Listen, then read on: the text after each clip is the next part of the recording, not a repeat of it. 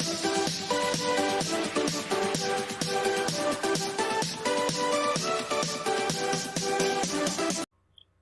my dear students, this is Swati Chawla. Welcome to my series for CBSE Class 12 Computer Science.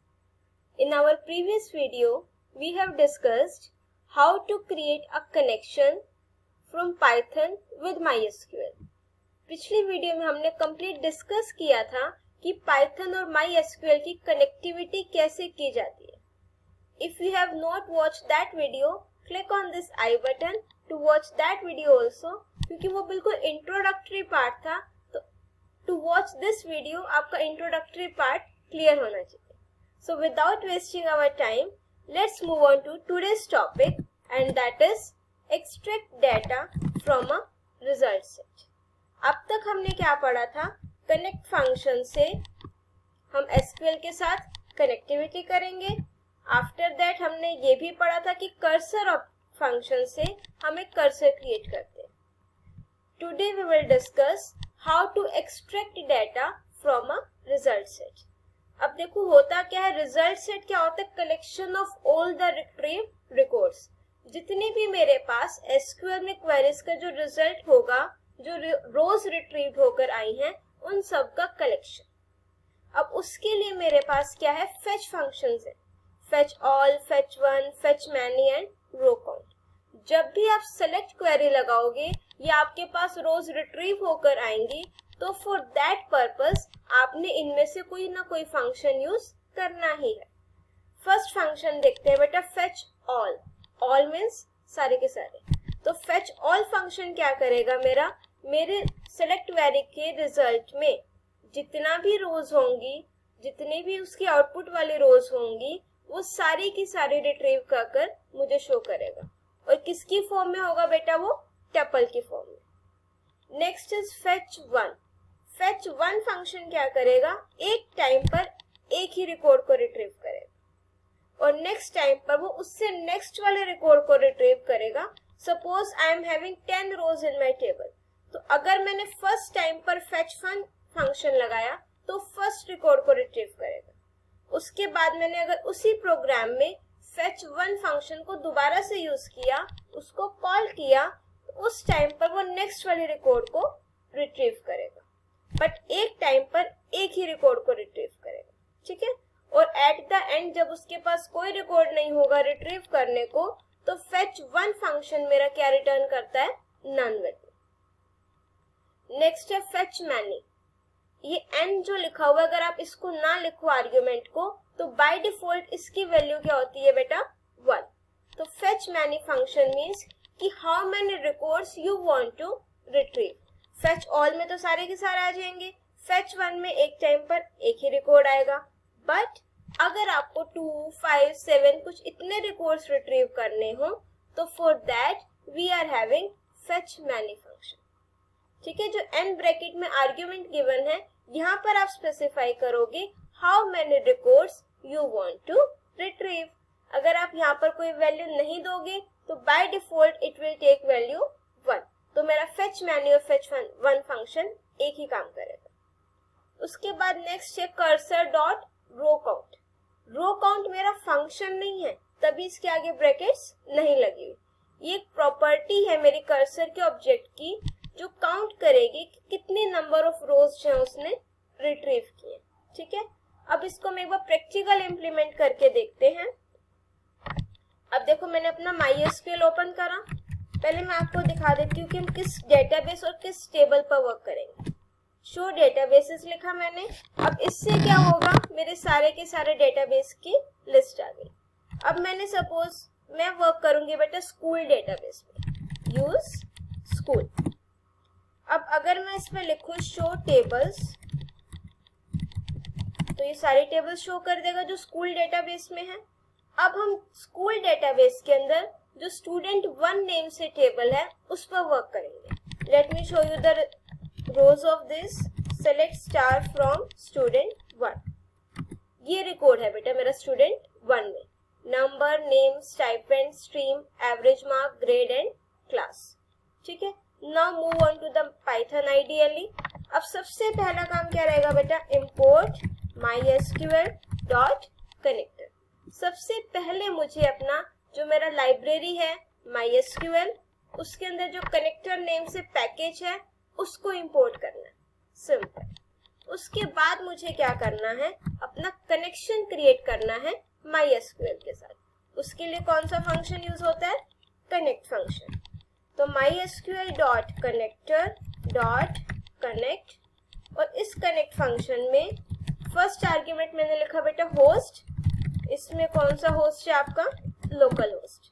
Next मैंने लिखा user, that is root. Next I have written password, that is 1 2 3। Password कौन सा लिखोगे बेटा, जो आपका mysql का password होगा।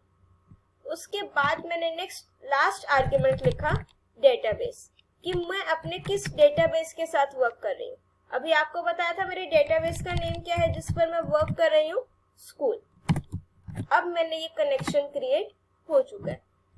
एक चीज और बताई थी बेटा मैंने, इज कनेक्टेड फंक्शन, कि if I want to check कि मेरा कनेक्शन जो है सक्सेसफुली क्रिएट हुआ है या नहीं, तो वो किससे, जो मेरा इज कनेक्टेड फंक्शन है वो क्या रिटर्न करेगा, ट्रू।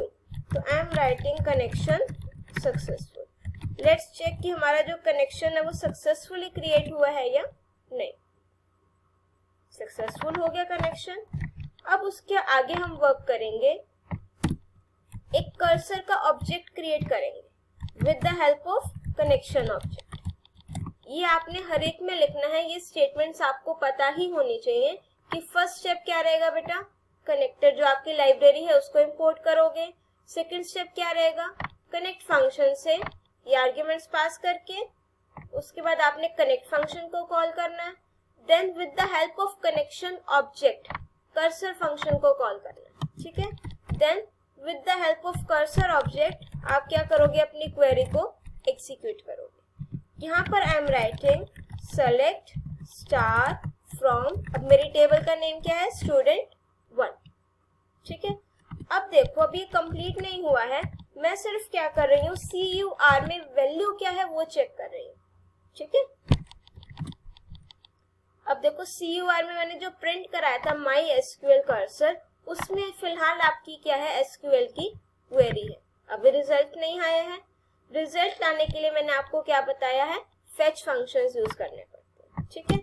अब मैंने क्या लिखा, CUR डॉट फेच ऑल। अब सारी की सारी जो रोज है वो फेच हो जाएगी, और वो मैंने किस एक वेरिएबल में स्टोर कराया बेटा, उस वेरिएबल का नेम लिखा डेटा, ठीक है। अब पहले हम चेक करते हैं कि इस डेटा वेरिएबल में आंसर रिट्रीव किस फॉर्म में हुआ है, ठीक है। So let's execute this. मेरी वो रोज तो शो कर रहा है, सारे के सारे रिकॉर्ड्स भी शो कर रहा है, बट किस फॉर्म में बेटा, लिस्ट ऑफ टपल। देखो स्टार्टिंग ब्रैकेट क्या है, लिस्ट, एंडिंग ब्रैकेट भी क्या है, मेरी लिस्ट की है, और बीच में देखो ये फर्स्ट रिकॉर्ड, दिस वन, ये टपल की फॉर्म में दे रखा है। ये मेरा सेकंड रिकॉर्ड है, ये भी एक टपल की फॉर्म में दे रखा है, ठीक है। अगर मुझको टपल के इस एलिमेंट्स को आइटरेट कराना हो तो उसके लिए मुझे क्या चाहिए, लूप। तो I am writing for i in data print i, ठीक है। अब वो 1 बाय 1 उसको प्रिंट करेगा, सी फर्स्ट सेकेंड थर्ड फोर्थ, इस तरीके से। अब अगर मुझे चेक करना है कि टोटल इसने कितनी रोज को रिट्रीव किया है, उसके लिए कौन सा फंक्शन है बेटा, कौन सी प्रॉपर्टी है, रो काउंट। तो I am writing it here, total number of rows retrieved, और कर्सर ऑब्जेक्ट से क्या लिखोगे, रो काउंट, ठीक है। अब देखो, just a second, I forgot to write comma. अब देखो यहाँ पर 10 शो कर रहा है, ये टोटल रिकॉर्ड्स कितने हैं मेरे पास, 10। 11 तक नंबरिंग दी हुई है बेटा, बट इसमें 5 के बाद 7 है, तो अगर आप टोटल रिकॉर्ड्स को काउंट करोगे तो दैट विल बी 10, ठीक है। आई होप ये फेच ऑल फंक्शन आपको क्लियर हुआ होगा। देखो क्या करना है, एग्जीक्यूट फंक्शन में क्वेरी लगाएंगे, उसके बाद इस कर्सर ऑब्जेक्ट की हेल्प से फेच ऑल फंक्शन को हम कॉल करेंगे। ये फेच ऑल फंक्शन क्या करेगा, इस स्टूडेंट 1 टेबल में जितनी भी रोज हैं सारी की सारी वो रिट्रीव करके देगा। ठीक है, आप यहाँ पर कंडीशन भी लगा सकते हैं कि सपोज मुझे चेक करना है, कॉलम का नेम यहाँ से चेक कर लेते हैं, स्ट्रीम कॉलम का नेम है कि जिसकी स्ट्रीम क्या है, नॉन मेडिकल है, मुझे सिर्फ वो रिजल्ट चाहिए। तो what will I write, select staff from student where stream equals to non medical. Queries आपकी सेम रहेंगी बेटा जैसे आप एसक्यूएल में अप्लाई करते हो। अब उसने टोटल कितने रोज को रिट्रीव किया बेटा, 4। ठीक है, आप यहाँ पर कोई भी क्वेरी अपना अप्लाई कर सकते हो।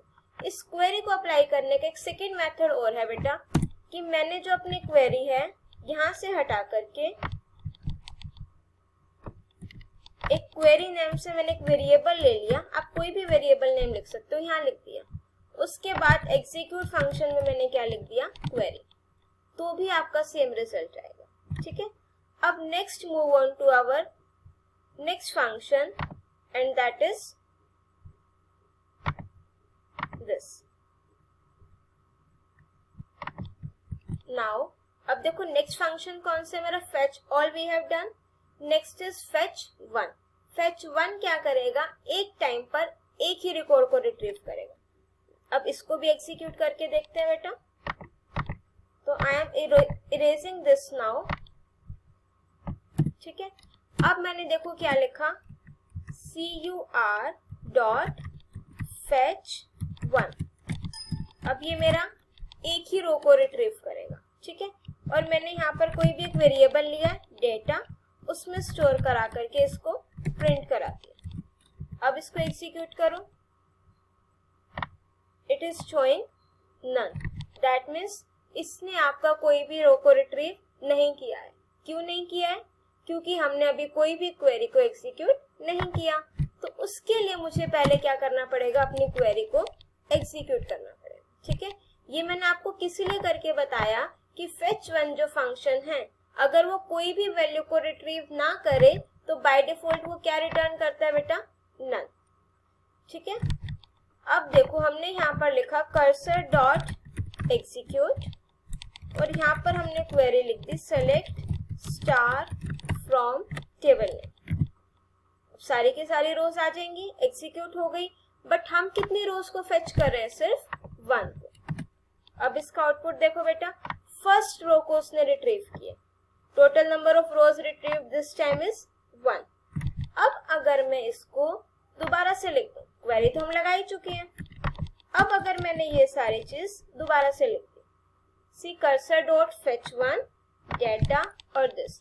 अब अगर मैं इसको एग्जीक्यूट करूं तो इस टाइम पर देखो पहले उसने फर्स्ट रिकॉर्ड को रिट्रीव किया, तो total number of rows retrieved is 1। उसके बाद उसने दोबारा से फर्स्ट रो को नहीं रिट्रीव करेगा। जहां पर मेरा पॉइंटर है, मतलब जैसे मैंने फेच 1 फंक्शन अप्लाई करूंगी, आपका पॉइंटर फर्स्ट रो के बाद से सेकंड रो पर मूव करेगा। तो सेकंड रो डिस्प्ले कर दिया। अब उसके बाद देखो total number of rows retrieved 2। 1 नहीं दिखाएगा वो नेक्स्ट टाइम पर।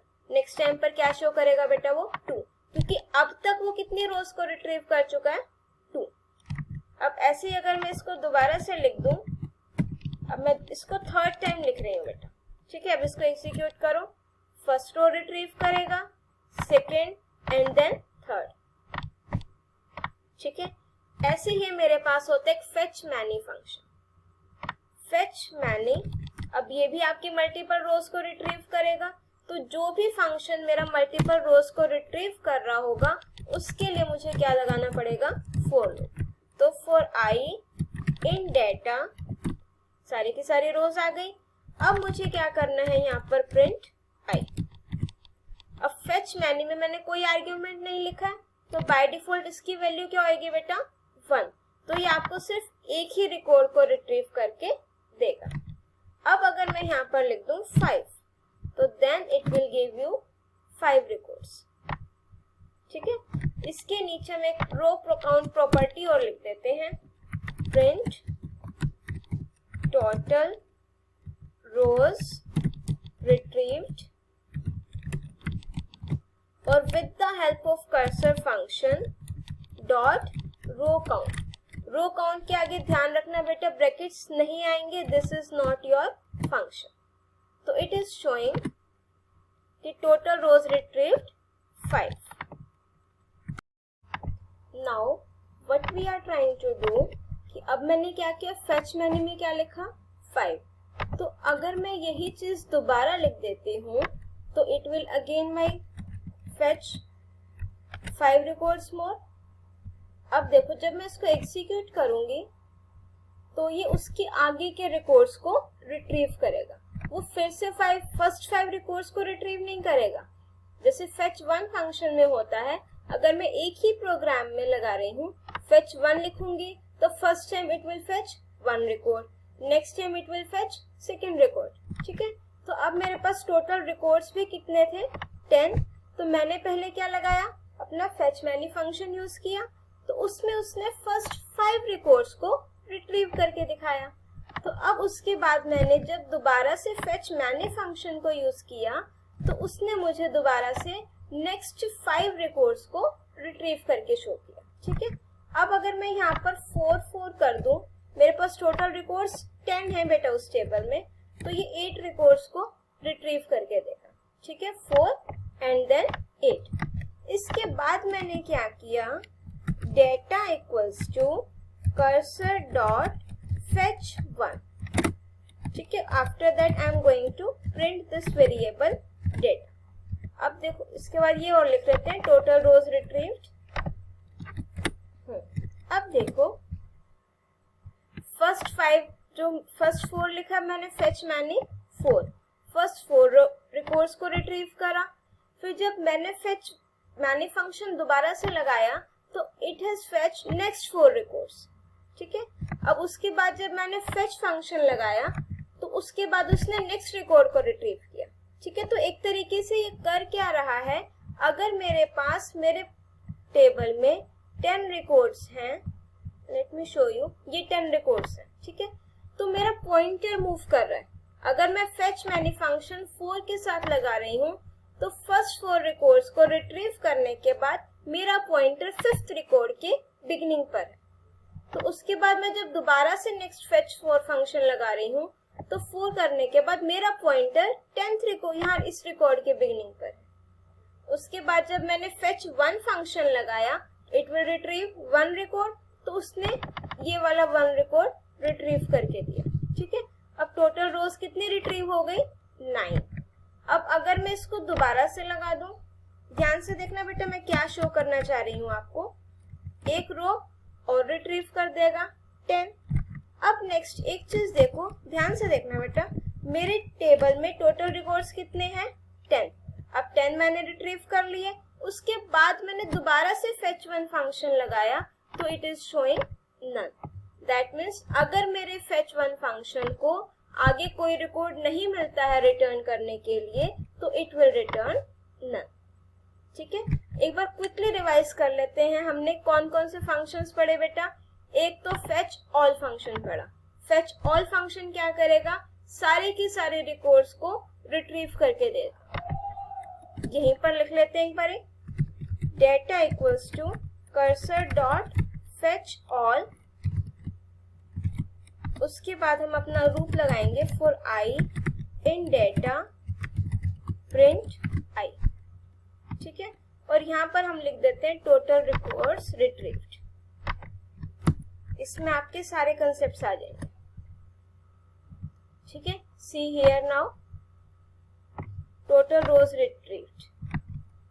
अब देखो fetch all फंक्शन क्या करेगा, मेरा सारे के सारे रिकॉर्ड्स को रिट्रीव कर लेगा. अब जब मेरे सारे ही रिकॉर्ड्स रिट्रीव हो गए तो मेरा पॉइंटर लास्ट रिकॉर्ड पे है, तो क्या उसके नेक्स्ट रिकॉर्ड कोई है नहीं. तो मेरा जो fetch many फंक्शन है, ये देखो सारे क्या रिटर्न करेंगे यहाँ पर नन, कि वो कोई भी अब और उसमें रिकॉर्ड नहीं है. और fetch all फंक्शन सारे रिकॉर्ड्स को रिट्रीव करेगा. fetch many function depends upon the number of argument you are passing. और fetch 1 function will retrieve 1 record at a time. और जो मेरी रो काउंट प्रॉपर्टी है, it will tell how many records it has retrieved till now. I hope this concept is clear to you now. If you are having any doubt, you can write it in comment section. Okay. If you like my video, just click on this like button, share my channel, subscribe my channel, share my videos and share it with your friends also, so that they will get benefited from this video also. In our next video, we will do how to apply insert, update and delete queries in a database. Till then, keep watching, keep studying.